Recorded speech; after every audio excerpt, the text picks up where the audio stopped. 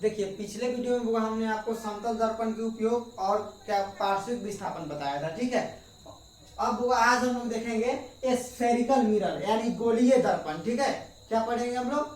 गोलीय दर्पण। यदि आपसे पूछेगा गोलीय दर्पण होता क्या है तो बोलेंगे वैसा दर्पण जिसका परावर्तक सतह किसी खोखले गोले का भाग हो, यानी जो जिसे किसी गोले से खोखले गोले से प्राप्त किया गया हो, बनाया गया हो, उसे क्या कहेंगे हम लोग? गोलीय दर्पण कहेंगे, ठीक है।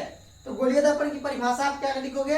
वैसा दर्पण जिसका परावर्तक सतह क्या जिसका परावर्तक सतह किसी खोखले गोले का भाग होता है। क्या होता है? किसी खोखले गोले का भाग होता है, गोलीय दर्पण कहलाता है, ठीक है। गोलीय दर्पण का यदि प्रकार देखा जाए, टाइप ऑफ स्फेरिकल मिरर, तो वह गोलीय दर्पण जो होते हैं दो प्रकार के होते हैं। एक होता है अवतल दर्पण और दूसरा होता है उत्तल दर्पण। जिसको वह अवतल को बोलते हैं कनकेव मिरर और उत्तल दर्पण को बोलते हैं कन्वेक्स मिरर। तो देखिए अगर आपसे कहेगा कि अवतल दर्पण क्या है और उत्तल दर्पण क्या है, अब इनके परिभाषा आप कैसे देंगे? अगर इस तरह के क्वेश्चन आपके एग्जाम में आते हैं तो कैसे लिखोगे? तो देखो उत्तल दर्पण होगा पहचानने का तरीका है जिसका परावर्तक सतह, देखो यानी जिसमें हम अपना फेस देखते हैं उसको बोलते हैं परावर्तक सतह। तो जिसका परावर्तक सतह धंसा हुआ सतह होगा और उसका जो उभरा हुआ सतह कलई किया गया हो, क्या किया गया हो? कलई किया गया हो यानी पेंट किया गया हो। क्या किया गया हो? पेंट किया गया हो। तो पेंट किया गया जिसका मतलब बाहरी सतह यानी उभरा हुआ सतह पेंट कर दिया गया हो, और जो धंसा हुआ सतह हो उसका परावर्तक सतह हो। किस प्रकार का सतह हो? परावर्तक सतह हो। उसे हम लोग कहेंगे अवतल दर्पण। याद रहेगा? अवतल दर्पण। अवतल दर्पण बोले तो कॉनकेव मिरर। क्या बोलेंगे? कॉनकेव मिरर, ठीक है। तो आपसे पूछेगा कनकेव मिरर क्या है, तो बोलेंगे वैसा दर्पण जिसका परावर्तक सतह धंसा हुआ हो और उभरा हुआ सतह कलई किया गया हो, उसे कहा जाता है अवतल दर्पण। याद रहेगा? चलिए इसके आगे क्वेश्चन आते हैं हुआ उत्तल दर्पण की परिभाषा दे। क्या कहेगा क्वेश्चन? उत्तल दर्पण की परिभाषा दे या उत्तल दर्पण होता क्या है। तो देखो इस समय क्या बताओगे कि उत्तल दर्पण देखो जिसका परावर्तक सतह उभरा हो, सिर्फ अपोजिट होगा, उल्टा होता है, यानी अवतल के अपोजिट मतलब होते हैं कौन? उत्तल, ठीक है। तो बोलेंगे वैसा दर्पण जिसका परावर्तक सतह उभरा हुआ हो और धंसा हुआ सतह, यानी जो धंसा हुआ सतह है यह कलई किया गया हो, तो जिसका धंसा हुआ सतह कलई किया गया होगा उसको बोलेंगे हम लोग कन्वेक्स मिरर। क्या कहेंगे? कन्वेक्स मिरर यानी उत्तल दर्पण। कौन सा दर्पण? उत्तल दर्पण। याद रहेगा? उत्तल दर्पण की परिभाषा पूछेगा तो वैसा दर्पण जिसका परावर्तक सतह उभरा हुआ हो और धंसा हुआ सतह कलई किया गया हो उसे कहते हैं उत्तल दर्पण। वह उसके बाद आते हैं क्वेश्चन पूछेगा आपसे कि ध्रुव किसे कहते हैं। गोलीय दर्पण से संबंधित क्वेश्चन बहुत सारे बनते हैं होगा। अब पूछेगा आपसे कि ध्रुव होता क्या है। ध्रुव जिसको इंग्लिश में बोलते हैं पोल। क्या बोलते हैं? पोल। तो बोलेंगे गोलीय दर्पण के मध्य बिंदु को, किसको? गोलीय दर्पण के मध्य बिंदु को, मध्य बिंदु यानी मिडिल पॉइंट को कहते हैं, ठीक है। तो जो गोलीय दर्पण का जो मध्य बिंदु यानी मिडिल पॉइंट होगा, इसी पॉइंट को हम लोग बोलते हैं गोलीय दर्पण। क्या सॉरी ध्रुव कहते हैं। क्या कहते हैं? ध्रुव कहते हैं, ठीक है।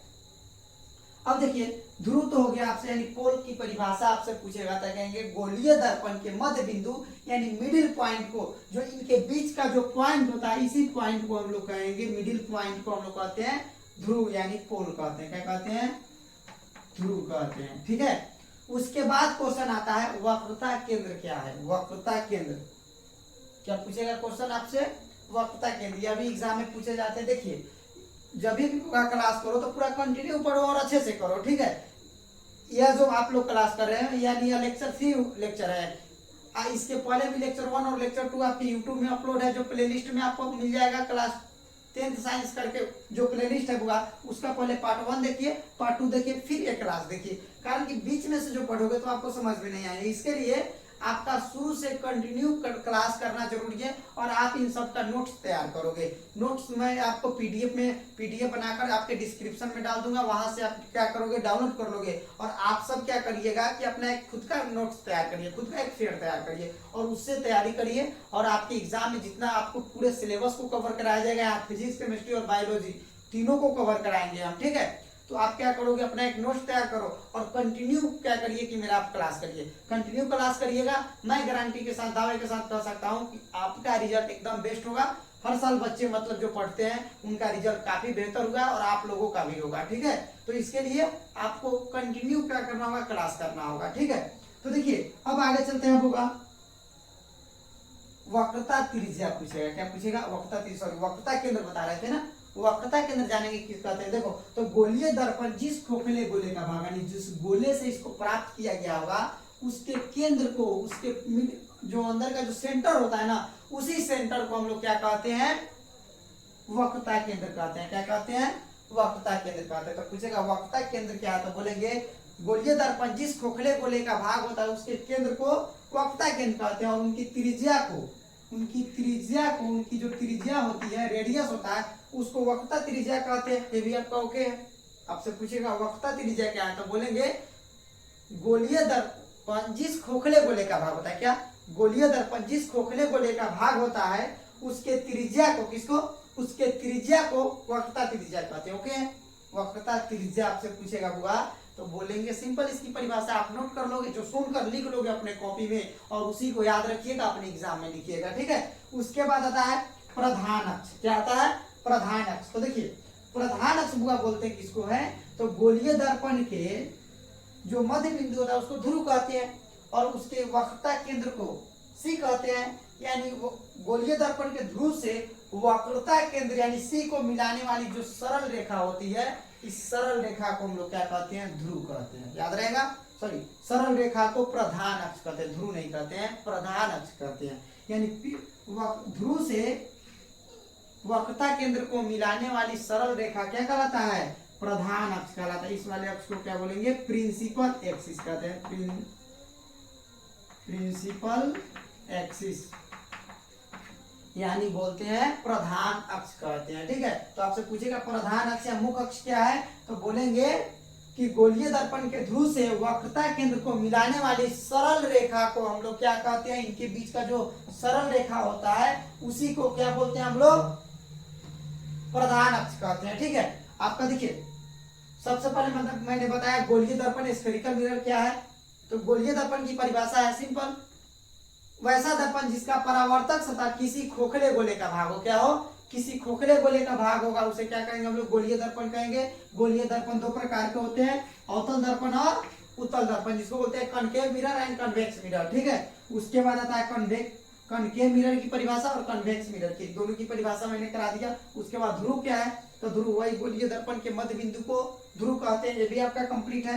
वक्रता केंद्र, तो वक्रता केंद्र तो अभी तो बताए थे आपको कि गोलीय दर्पण का जो गोलीय दर्पण जिस खोखले गोले का भाग होता है उसके केंद्र को वक्रता केंद्र कहते हैं और उसकी त्रिज्या को वक्रता त्रिज्या कहते हैं। अब आपसे क्वेश्चन पूछेगा प्रधान अक्ष क्या है, क्या कहेगा क्वेश्चन, प्रधान अक्ष। तो प्रधान अक्ष का भी तो परिभाषा सिंपल मैंने बताया, क्या कि गोलीय दर्पण जिस खोखले गोले का भाग होता है उसके ध्रुव यानी वक्रता के ध्रुव और वक्रता केंद्र को मिलाने वाली सरल रेखा, ध्रुव और वक्रता केंद्र को मिलाने वाली जो सरल रेखा, जो क्या बोलते हैं, सिंपल लाइन जो खींचा गया रहता है उसी को हम लोग बोलते हैं प्रधान अक्ष। क्या कहते हैं उसको, प्रधान अक्ष कहते हैं। यानी प्रधान अक्ष बोले तो मुख्य अक्ष या प्रिंसिपल एक्सिस कहते हैं, ठीक है। तो आपसे पूछेगा प्रधान अक्ष क्या है, तो गोलीय दर्पण के ध्रुव और वक्रता केंद्र को मिलाने वाली सरल रेखा को क्या कहते हैं, प्रधान अक्ष कहते हैं, ठीक है। प्रधान अक्ष के बाद एक क्वेश्चन आता है फोकस। फोकस क्या बोलते हैं, फोकस। अगर आपसे पूछेगा फोकस क्या है, आपसे पूछेगा यदि फोकस क्या है होगा फोकस, तो फोकस की परिभाषा आप बताओगे कि देखिए प्रधान अक्ष के समांतर आती हुई आपतित किरण, आने वाली किरण को आपतित किरण कहता है। या आपको मैंने पिछले वीडियो में लेक्चर 1 में मैंने सिखाया था कि आपतित किरण क्या है, परावर्तित किरण क्या है, आपतन बिंदु या परावर्तन के नियम, ये सारे क्वेश्चन को मैंने पिछले लेक्चर में करा दिया होगा। तो आप क्या करोगे, सबसे पहले पार्ट 1 इसका देखिए, फिर लेक्चर 2 देखिए, लेक्चर 3, ऐसे कर करके आप क्या करोगे कि जब इसको सीरियली ढंग से पढ़ोगे तभी आप इसको अच्छे से समझ पाओगे। देखिए तो प्रधान अक्ष के समांतर जो आपतित किरण होती है वह दर्पण से परावर्तन के बाद, परावर्तन टकराकर वापस लौटने की घटना क्या है, इसका परावर्तन है। तो परावर्तन के बाद प्रधान अक्ष के जिस बिंदु पे काटेगी, जहां पे काटेगा प्रधान अक्ष को, उसी को क्या बोलते हैं हम लोग। और एक होता है अवतल, एक तो अवतल दर्पण, एक होता है उत्तल दर्पण, ठीक है। ये आपका हो गया उत्तल दर्पण और इसमें भी वैसा ही होगा सेम, इसको एक वक्रता केंद्र इसमें होता है, इसमें भी क्या होंगे, ध्रुव होंगे। तो यहाँ भी प्रधान अक्ष के समांतर आती हुई आपतित किरण दर्पण से परावर्तन के बाद यहाँ पे क्या होता है, फोकस पे काटता हुआ प्रतीत होता है। क्या होता है, फोकस पे काटता हुआ प्रतीत होता है। तो इस वाले पॉइंट को बोलेंगे इसका फोकस कहेंगे, ठीक है। तो आपसे पूछेगा फोकस क्या है, तो बोलेंगे कि प्रधान अक्ष के समांतर आती हुई आपतित किरण दर्पण से परावर्तन के बाद प्रधान अक्ष के जिस बिंदु पर काटती है या काटती हुई प्रतीत होती है उसे उस दर्पण का फोकस कहते हैं। क्या कहते हैं, फोकस कहते हैं। और इस फोकस को एफ से डिनोट किया जाता है। किससे डिनोट किया जाता है, एफ से। अब आपसे क्वेश्चन पूछेगा फोकस दूरी क्या है। क्या क्वेश्चन कहेगा, फोकस दूरी। अब देखिए फोकस दूरी कहेगा तो फोकस दूरी की परिभाषा एकदम आसान है। बोलेंगे गोलीय दर्पण के ध्रुव से फोकस की बीच की दूरी। क्या क्या, गोलीय दर्पण के ध्रुव से फोकस की बीच की दूरी क्या कहलाता है, उसका फोकस दूरी कहलाता है, ठीक है। फोकस दूरी को क्या कहेगा आपसे, एकदम आसान से उसका भी क्या लिखोगे, परिभाषा आप लिख लोगे, गोलीय दर्पण की ध्रुव और फोकस की बीच की दूरी। फोकस की बीच का जो दूरी होगा, इसी दूरी को, इसी डिस्टेंस को हम लोग क्या कहेंगे, फोकस दूरी कहेंगे। क्या कहेंगे बुआ, फोकस दूरी कहेंगे, ठीक है। आप इतना आप नोट कर लीजिए। इसके आगे क्या करेंगे हम आपको नेक्स्ट वीडियो में इसके आगे पढ़ाऊंगा। तब तक के लिए इतना ही, मिलते हैं आपसे नेक्स्ट वीडियो में, ठीक है।